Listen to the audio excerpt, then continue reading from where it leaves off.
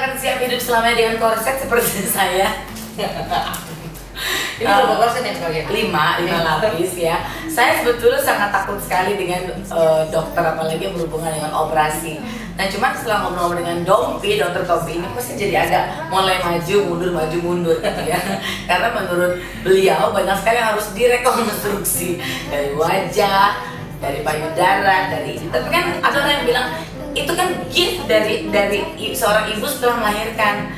Ya tetap aja kali kalau udah gelambir aja gitu ya. Nah masalahnya adalah kalau kita sekarang center point-nya kepada payudara dulu kan biasanya kalau sudah melahirkan tuh kan jadinya bisa nunjuk sepatu ya tuh gitu kan ya.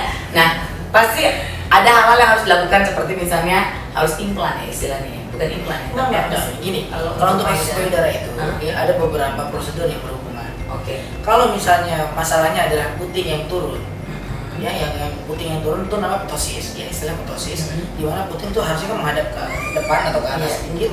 Ini dia udah begini. Nah itu prosedurnya adalah kita angkat aja, gitu. Jadi putingnya diangkat ke atas, gitu. Nggak dipegangin aja. Tidak selalu harus diisi. Nah lain halnya bila udah turun, namun masanya juga volumenya juga berkurang. Oke, kepadatannya. Nah, jadi yang krepes gitu. Seperti nggak nyinggir kan? Enggak, itu kan dilihatin.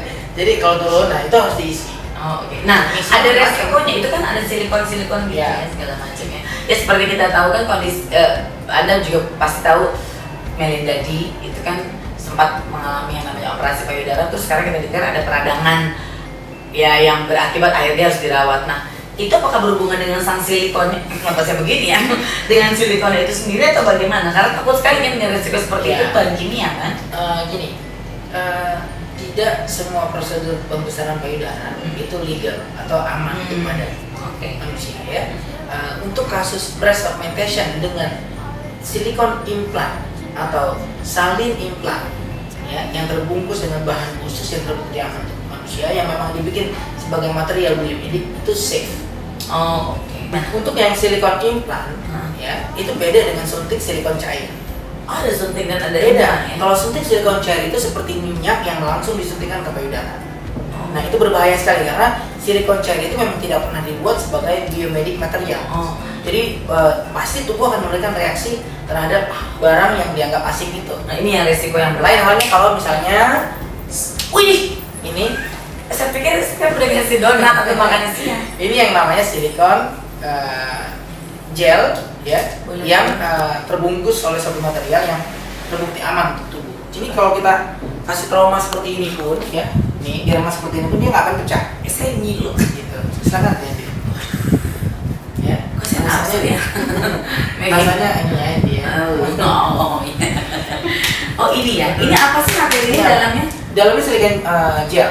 Oke. Dalamnya silikon gel. Nah pada silakan. Jadi bukan silikon cair. Jadi trauma tusuk, trauma tajam, ini kan bisa merobek selaput ini, bungkusnya. Jadi kalau misalnya merobek nih, isinya kayak gerakan, dia nggak akan kemana-mana sehingga nggak akan pecah. Nggak akan pecah. Jadi sehingga kalau misalnya suatu saat kena trauma kita setelah operasi, ya tinggal kita keluarin. Ya kempes lagi dong. Ya isi yang baru. Gitu. Oh gitu. Namun kalau misalnya untuk trauma yang sifatnya diremas atau perabaan oleh pasangan itu nggak akan pecah. Oke. Nah resiko kemudian, ya kita harus bicara sesuatu yang worst come to worst ya gitu, karena kan setiap orang pasti kan ingin hasil yang baik dan juga tetap dalam kondisi yang sehat.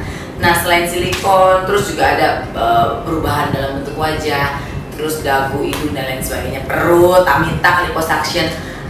Ada yang harus di-maintain nggak selanjutnya? Misalnya 3 bulan atau 6 bulan kemudian harus direparasi lagi atau di apa gitu? Gini, pada dasarnya semua prosedur itu adalah prosedur yang nggak perlu perawatan khusus pada dasarnya ya. Namun pada fase penyembuhan kan ada hal-hal yang harus kita perhatikan. Iya. Misalnya bagaimana merawat luka supaya bekasnya bagus. Betul. Ya kan? Kemudian untuk implan payudara jenis tertentu harus pada fase-fase awal dilakukan pemijatan pada payudara supaya posisi implannya benar. Namun setelah 3 bulan nggak harus datang terus-terusan. Nggak ada obat. Nggak ada aturan khusus yang ini. Nggak ada. Tidur kurap juga boleh. Terus setahun sekali atau 2 tahun sekali disarankan kembali ke dokter untuk cek, hanya untuk diperiksa aja. Karena kan kadang-kadang pasien nggak ngerti. Iya. Udah gitu aja. Namun itu bukan merupakan satu kewajiban. Baiklah. Jadi kalaupun sekarang ini tampaknya perempuan-perempuan sudah memilih cara yang cukup instan untuk melakukan bedah plastik, tampaknya memang Anda harus siap untuk bisa melakukan itu semua, yakin sekali dengan apa yang akan Anda lakukan, dan juga mendengarkan suggest atau juga hal-hal yang memang menurut sang dokter Dompi, terutama dokter Tompi, apa saja yang perlu diperhatikan. Bukan berarti kita inginnya seperti ini dan dokter juga pasti harus mengikuti. Ada beberapa prosedur yang harus dipikirkan. Dan Candy, tidak selalu prosedur bedah plastik itu adalah suatu prosedur yang terlalu berlebihan. Misal operasi alis nggak harus yang diangkat setinggi-tingginya. Operasi hidung bukan berarti dimancungin semanjung-manjungnya. Kadang-kadang hanya perubahan sedikit di ujung atau mengecilkan sedikit yang samping gitu ya.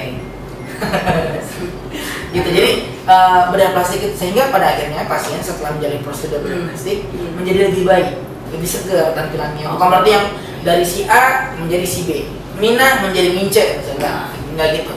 Mina tetap Mina, Indi tetap Indi. Oke. Cuma menjadi Indi yang lebih nggak berantakan, Indi yang lebih teratur, harmonis, tertata baik wajahnya. Karena ini kurang banget ya kayaknya. Minus. Oke, di mana ruang konsultasimu? Ini kita lagi konsultasi, jangan lupa bayar. Oke, Anda boleh keluar. Saya mau cek dulu karena kayaknya saya harus dicek apa saja yang mesti kurang ya. Terima kasih hari kita bakal ngobrol secara singkat. Kita akan ketemu lagi dan kita akan lihat lagi liputan-liputan khusus apa yang akan saya berikan untuk Anda, female friends. Jadi Anda tolong pergi dulu. Ini waktunya saya dengan Dompi. Bukan sekarang.